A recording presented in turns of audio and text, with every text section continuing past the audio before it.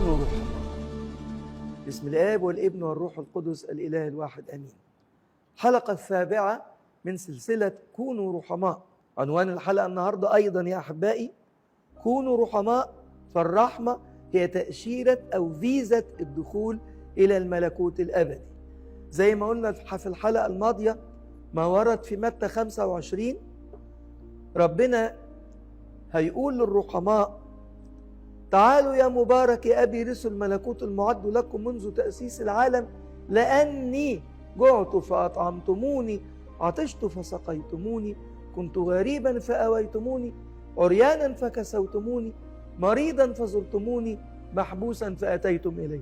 وهيقول للأشرار: اذهبوا عني يا ملاعين، الإنجليزي كيرس، إلى النار الأبدية المعدة لإبليس وملائكته، لأني جعت فلم تطعموني، عطشت فلم تسقوني، كنت غريبا فلم تأووني، عريانا فلم تكسوني، مريضا ومحبوسا فلم تزوروني.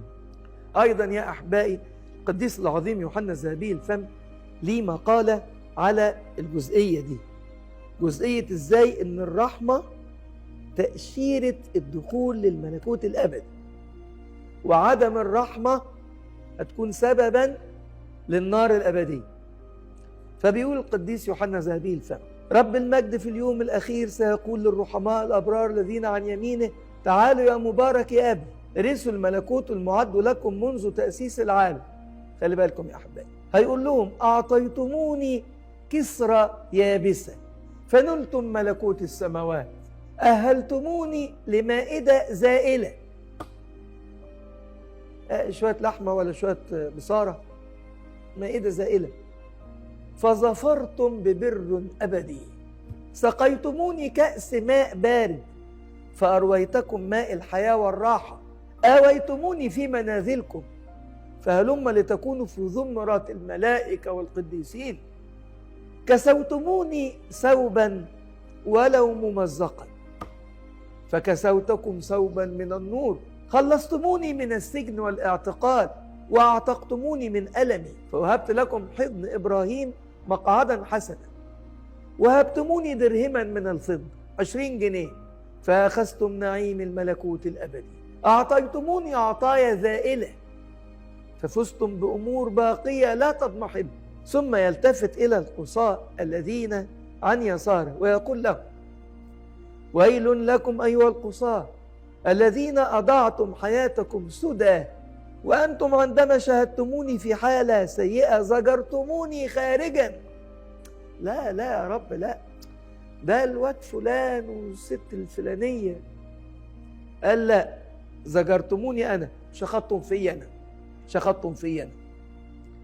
عندما شاهدتموني في حالة سيئة شخطتم في وزجرتموني خارجا.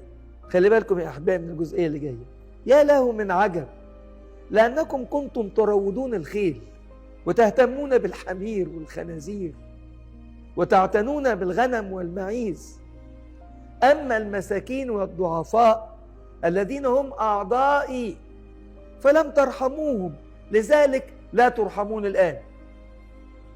تاني ربنا هيقول لغير الرحماء: يا له من عجب، لأنكم تروضون الخيل وتهتمون بالحمير والخنازير وتعتنون بالغنم والمعيز، أما المساكين والضعفاء أعضائي فلم ترحموهم، لذلك لا ترحمون الآن.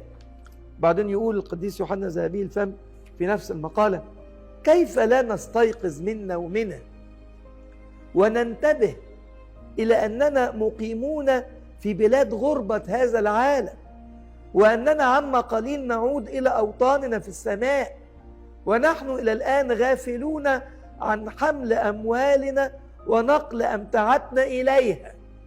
عندك فلوس شايلها في البنك هنا، مش توديها البنك الأبدية؟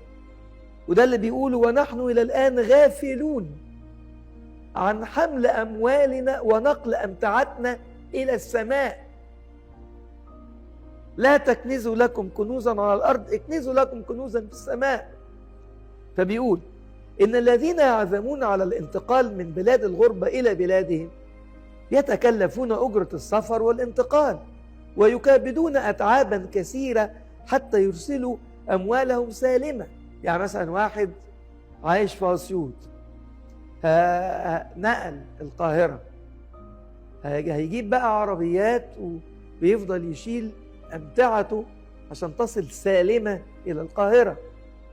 فبيقول: فما بالنا نحن هنا الذين ينقلون أموالنا بلا تعب. في ناس تنقل أموالك بلا تعب وهم الفقراء والمحتاجين، ينقلون أموالك إلى السماء بلا تعب ولا مشقة ولا أجرة ولا زاد، ويرسلونها إلى منازلك السمائية سالمة من خطر الطريق، ومع ذلك نردهم خائبين، أي الفقراء والمساكين.